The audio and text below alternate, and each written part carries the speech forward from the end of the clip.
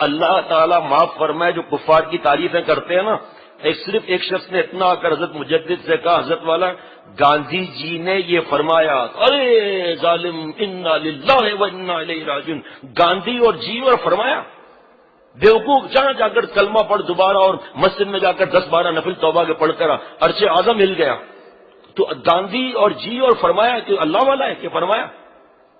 تو بہرحال میں بتا رہا تھا کہ حضرت والا نے فرمایا، غور سے سنو، یہ اخبار نہیں چراتے، کیمرے لگے ہوئے ہیں نا، یہ ہے، کیمرے ہٹ جائیں پتہ چل جائے گا۔ سنو، فرمایا کہ جو ہاتھی کا گو کھانے والا ہے مرغی کے بیٹ کھائے گا نہیں، ٹھیک ہے۔ فرمایا کہ ان کا کام ہے مسلمانوں پر بمباری کرنا۔ اب تو شام بھی آ گیا نا لپیٹ میں، افغانستان، فلسطین، برما، کشمیر، جہاں جہاں دیکھو آپ مسلمانوں کو خون بہ رہا ہے۔ کیوں؟ وجہ کیا ہے؟ وجہ حضور صلی اللہ علیہ وسلم نے فرمایا کہ بھوکوں کی طرح تم پر یہ پڑیں گے۔ مفہوم عرض کرتا ہوں حدیث پاک کا، اے نبی صلی اللہ علیہ وسلم کیا ہم تعداد میں کم ہوں گے؟ فرمایا نہیں، بہت ہوں گے۔ پھر نبی صلی اللہ علیہ وسلم فرمایا کہ نالوں کے کنارے جو جھاگ ہوتے ہیں نا اس سے زیادہ تم ہوں گے۔ پھر نبی صلی اللہ علیہ وسلم یہ کیوں؟ فرمایا کہ دو وجہ سے، ایک دنیا کی محبت، ایک موت کا خوف۔ آج اگر مسلمان للکار مار دیں، جن کو اللہ نے پاور دیا ہے، دیکھتا ہوں ان کے پخانے نکلتے نہیں نکلتے، لیکن جس کا تاتاریوں نے کیا تھا، ہم آپ کو کچھ نہیں کہیں گے، ہٹ جاؤ مجھے تو وہاں جانا ہے، وہاں پہنچ کے آپ ہٹ جاؤ مجھے تو یہاں جانا ہے۔ آخر میں پہنچ کر اس کی گردن مروڑی، ملک فتح کیا، آگے آگے تو یہ بھی کر لیا۔ خبردار اگر ساتھ دیا مسلمان بھائیوں کا، تمہاری حکومت تو گئی۔ اچھا حکومت گئی، ٹھیک ہے، جیسے آپ کہیں گے ہم ویسے تیار کرنے کے لیے۔ ہم مومن کیا ہیں؟ تو حضرت نے فرمایا کہ ان ظالموں کا کام ہے خون بہانا۔ جو آخر فیکٹریاں جب کام کرتی ہیں بارود کی، پھر رک جاتی ہیں نا، بات سمجھ میں آ رہی ہے؟ مشین والے جب ایک پروڈکشن پوری ہو گئی تو مشینیں بند ہو گئی نا۔ اب یہ مشینیں ایسی مہنگی اور ایسی ہیں کہ ان کو تو خوراک چاہیے نا، اب وہ بم کہاں ڈالیں گے، اب وہ اسلحہ کہاں بیچیں گے؟ یہ بدماشی ہے۔ سنو ذرا غور سے بات، کہ تعریف کرنے والوں کو شرم آنی چاہیے کہ ہماری مسلمان بیٹیوں کی عزت لٹ رہی ہے، بچے ہمارے یتیم اور شہید اور اپاہج ہو رہے ہیں، ہمارے گھر کے بڑے ختم ہو رہے ہیں، اور ہم نالائق ابھی بھی ان کی تعریف اور ان کی نقل اور گندی ننگی فلمیں۔ آپ یقین کرنا اگر دو کام ہم چھوڑ دیں نا، سارے کے سارے کفار مر جائیں گے۔ ان کو ہمارے عبادات سے مسئلہ نہیں ہے کوئی بھی، ان کو یہ فکر ہے کہ ہم گناہ کریں بس، اور بے حیائی میں جائیں۔ انہیں معلوم ہے کتابوں میں لکھا ہے کہ حیا جب ختم ہو جائے اب جو گناہ کرو کم ہے، اور بھائی ہم چھوڑ کر دکھائیں یہ چیزیں۔ دیکھو کیسا اللہ کی ایمان کی مدد آتی ہے، گھر گھر میں آگ میں لگی ہوئی ہے یہ عریانی، فحاشی، بے حیائی کی بدفعلیاں کتنی بڑھ گئی ہیں۔ تو پیارے شیخ نے فرمایا ان کا کام ہے مسلمانوں کو تباہ کرنا۔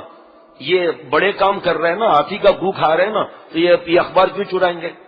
جہاں دیکھو مسلمانوں کی لاشیں گری ہوئی ہیں، چھوٹے چھوٹے معصوم بچے، چھوٹے چھوٹے معصوم بچے دارالعلوم کورنگی میں پیسے جمع ہو رہے ہیں، اشرف المدارس میں پیسے جمع ہو رہے ہیں، وہاں عبدالستار صاحب دامت برکات میں پیسے جمع ہو رہے ہیں۔ کون جمع کر رہا ہے؟ جا کر دیکھو، طالب علم کھڑے ہوئے ہیں، ہمارے 50 روپے چلے جائیں، باقی ہم کیا ہے عیش کر رہے ہیں؟ نہیں صاحب نہیں، یہاں دیں گے پھر کل یہ ہو جائے گا، پھر وہ دعا تک نہیں مانگ رہے، ہم دو نفل نہیں پڑھ رہے، بس لوگوں کو دکھانے کے لیے مجمع میں دعا منع نہیں ہے، میں ایک مثال بتا رہا ہوں، لیکن تنہائی کا 2 رکعت نفل پڑھ کر دعا مانگی، اللہ یہ ہمارا گھر ہے۔ شام اور ترکی کا کیا جرم ہے؟ صرف ہمارے بھائیوں کو پناہ دیے یہ جرم ہے، باقی یہ کیا جرم ہے؟ اس کا ایمان تو دیکھو ذرا۔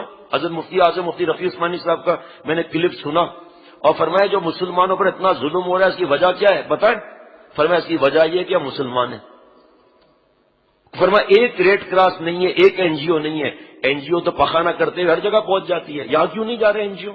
یہاں یو این او کہاں مری ہوئی ہے؟ ان کو پتا ہے کہ مسلمانوں کو مارنا ہے بس، اور ہم مار کھا رہے ہیں خود۔ ایک تاتاری گزرتا تھا، 250 مسلمان کا، رکو میں اپنی تلوار بھول گیا ہوں، تلوار لے کر تم سب کی گردن اڑانی ہے۔ اب سب کھڑے ہوئے 250 لوگ 200 لوگ، آ کے ایک کی گردن اڑاتا تھا۔ کیوں؟ ایمان کی کمزوری۔ ہم نے اللہ سے عہد کیا ہے اور لا الہ الا اللہ کا عہد کیا ہے، تو ہم غیر اللہ کو دل میں بٹھائے ہوئے ہیں، اس لیے مدد بھی نہیں آ رہی۔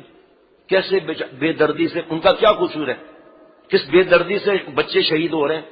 یہ ان کی حرکتیں ہیں، یہ کیا اخبار اٹھائیں گے؟ آخری بات بتا کر ختم۔ ایک کار جا رہی ہے، یہودی، عیسائی، ہندو، مسلمان، 4 لوگ بیٹھے ہوئے ہیں، چاروں شرابی، زانی، جواری، لڑکوں کے ساتھ منہ کالا کرنے والے، ناچ، ڈسکو، رشوت، سود، سب کچھ۔ محمد عبدالسلام نام ہے نا، تسی مجھے دیکھو میں تو تانوں دیکھتا ہوں، ٹھیک ہے نا. ایکسیڈنٹ ہو گیا، گاڑی کھائی میں گر گئی، چاروں مر گئے، ٹھیک. مسلمان بھی دوزخ میں جائے گا، وہ الگ بات ہے. ایکسیڈنٹ کی شہادت کا اللہ قبول فرما دے. میں مثال بتا رہا ہوں، چاروں مر گئے اسپاٹ پر، اسی وقت مر گئے. وہ مسلمان دوزخ سے کے راستے سے صفائی کراتا ہوا جنت میں جائے گا. یہی ہے یا غلط کہہ رہا ہوں؟ یہی ہے. وہ اللہ شہادت نصیب کرتے ہیں ان کو، ایک درجہ ہے شہادت کا. پیٹ کی بیماری، ہارٹ اٹیک، وہ گردے فیل ہونا، کینسر، ایک شہادت کا درجہ ملتا ہے ایکسیڈنٹ کا. میں سمجھانے کے لیے کہہ رہا ہوں، کوئی مسئلہ نہیں بیان کر رہا، صرف اتنا عرض کر رہا ہوں کہ یہ مسلمان کتنی بھی سزا کاٹ کر اللہ مجھ سمیت ہر مسلمان کو جنت میں بھیجے. علماء کا کام ہے قانون بتانا. علماء یہ نہیں بتا سکتے کہ یہ جنت میں جائے گا، یہ بھی جائے گا. تو قانون بتا رہا ہوں میں آپ کو. اللہ کی رحمت کی بات نہیں، پتہ نہیں کیسے کیسے بخشے جائیں گے. اللہ مجھے بھی بخش دیں اپنی رحمت سے، اللہ والا بھی مجھے جلد بنا دے. یہ سزا کاٹ کے جنت میں جائے گا. اور وہ تینوں کہاں جائیں گے؟ کہاں تک کی جہنم؟ ہمیشہ ہمیشہ کی جہنم. تو کیا مسلمان کو برا بلا کہہ کے ان دشمنوں کی اللہ کی تعریف کر رہا ہے؟ دشمنوں کی. اللہ مجھے ہم سب کو عقل سلیم، قلب سلیم، فہم سلیم عطا فرمائے. السلام علیکم ورحمۃ اللہ وبرکاتہ. ان لوگوں کو تو اللہ معاف فرمائے، جو مسلمان نقل کرتے ہیں استنجا کا طریقہ بھی نہیں آتا ان کو. ایک مدینہ شریف میں قبر کھودی گئی، حج کا موسم تھا، تو ایک صاحب کی چیخ نکل گئی، کہا یہاں پر تو ہم نے ایک عالم کو دفن کیا تھا اور یہاں لڑکی کہاں سے آ گئی؟ لڑکی کے جسم کو کچھ بھی نہیں ہوا. تو فرانس کا ایک مولانا تھا کہ یہ تو پچھلے سال، یہ تو میں نے فرانس میں اس کو کلمہ پڑھایا تھا اور یہ تو وہاں دفن ہوئی تھی، یہاں کیسے آ گئی؟ اس آدمی کے گھر گئے، کہا یہ کیا عمل تھا کہ اس کی لاش یہاں نہیں ہے؟ تو کہا ایسے تو صحیح تھا، لیکن جب غسل فرض واجب ہو جاتا تھا تو نعوذ باللہ کے غسل جنابت جب فرض ہو جاتا تھا، واجب ہوتا تھا، تو کہتا تھا یار انگریزوں کے بڑے مزے ہیں، وہاں غسل ہے ہی نہیں. نعوذ باللہ. کہ لگتا ہے وہ مسئلہ ہوا. وہاں اس نے بارسوخ آدمی تھا، اس نے وہاں قبر کھدوائی، وہ مولانا وہاں پہنچا ہوا تھا. اور اس لڑکی کے بارے میں پتا چلا جس دن یہ مسلمان ہوئی ہے، آخری سانس تک اس نے ہر بات پوچھ کر سنت پر عمل کیا ہے، شریعت پر عمل کیا ہے.